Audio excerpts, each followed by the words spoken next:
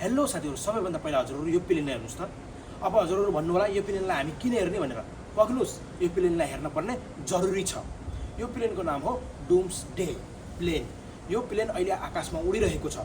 यो प्लेन अमेरिकाको हो र अहिले हजुरहरुलाई थाहा छँदैछ भेनेजुएलाको राष्ट्रपतिलाई डोनाल्ड ट्रम्पले घरबाटै उठाएर आफ्नो देश अमेरिका लगेर र त्यो देशलाई हत्याइसकेका छन् र इरानमा पनि अहिले त्यस्तै प्रोटेस्ट भइरहेको छ। डोनाल्ड ट्रम्पको ट्विट पनि आइसकेको छ कि इरानमा पनि म आउन तयार छु भनेर।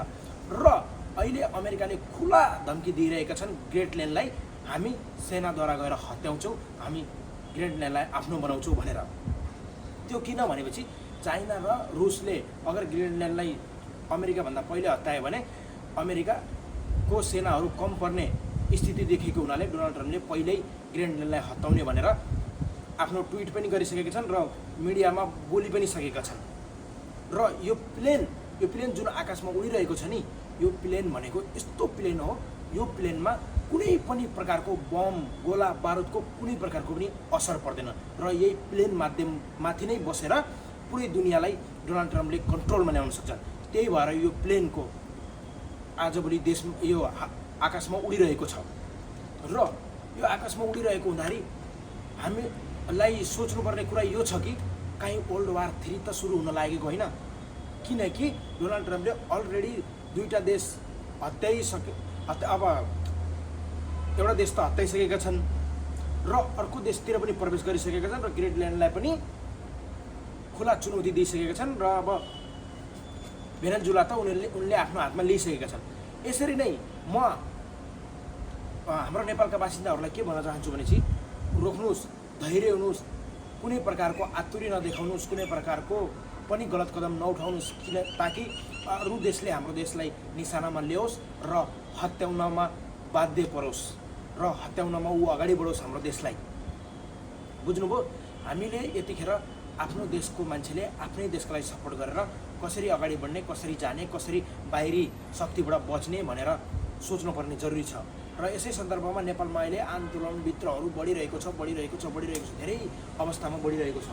म के भन्न चाहन्छु भनेपछि हाम्रो देश त पहिलेदेखि नै डोनाल्ड ट्रम्पको निशानामा छँदैछ र अझै हामीले यसरी नै आक्रामक भएर सरकारलाई आफ्नो काम गर्नै नदियो भने डोनाल्ड ट्रम्पको आँखा, युएसको राष्ट्रपतिको आँखा हाम्रो वहाँ पर्छ र उनीहरूले हाम्रो वहाँ पनि अट्याक गरेर लिन सक्छन्। तर हामी गोर्खाली हो, यत्तिकै त हार मान्ने मान्छे होइन। कुनै पनि स्थिति, कुनै पनि परिस्थितिमा हामीहरू लड्छौँ र लडेर हमेसा जितेका छौँ हामी नेपाली गोर्खालीले। यो कुरा चाहिँ हामीले कहिले भुलेका छैनौँ र भुल्नु पनि हुँदैन। यो आँट, यो विश्वास, यो भरोसा त हामीप्रति छ। मैले भन्न खोजेको के भनेपछि दुनियाँ अब वर्ल्ड वार 3 तिर गइरहेको छ। यसमा सोच्नुपर्ने कुरा छ हजुरहरूले र हामीहरूले सम्पूर्ण नेपाली बासिन्दाहरूले सोच्नुपर्ने कुरा छ। र हजुरहरू भन्नु होला यस्तो देशै सकिने कुरा त पहिला पनि भयो, हामीले कति बाख्रा काटेर खायौँ, खसी काटेर खायौँ, बोका काटेर खायौँ, केही भएन भनेर सोच्नु होला।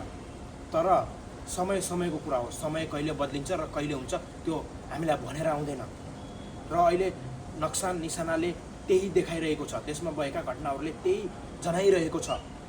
र जतिखेर पहिला एकचोटि भनेका थिएँ त्यतिखेर म सानो थिएँ, मैले त बारीमा काँक्रा यता काँक्रा फुलेको पनि मैले टिपेर खाएको, किनकि दुनियाँ सक्यो भने यो काँक्रा कसले खाला भनेर। त्यस कारणले म के भन्न चाहन्छु भने चाहिँ धैर्य धारण रहनुहोस् र आफ्नो देशलाई आफैले सुरक्षा गर्नुहोस्। यो भिडियोलाई जतिभन्दा धेरै सेयर गरिदिनुहोस् र धेरैभन्दा धेरै नेपाली स्तरमा पुर्याइदिनुहोस् र आफ्नो देशलाई प्रोटेक्ट गर्नुहोस् भन्न चाहन्छु। आवेशमा नआउनुहोस्, धेरै आन्दोलन नगर्नुहोस्, आफ्नो देशलाई कसरी सुरक्षित बनाउने, आफ्नो देशलाई कसरी अगाडि बढाउने त्योतर्फ लाग्नुहोस् भन्न चाहन्छु। हस्त, धन्यवाद, जय नेपाल।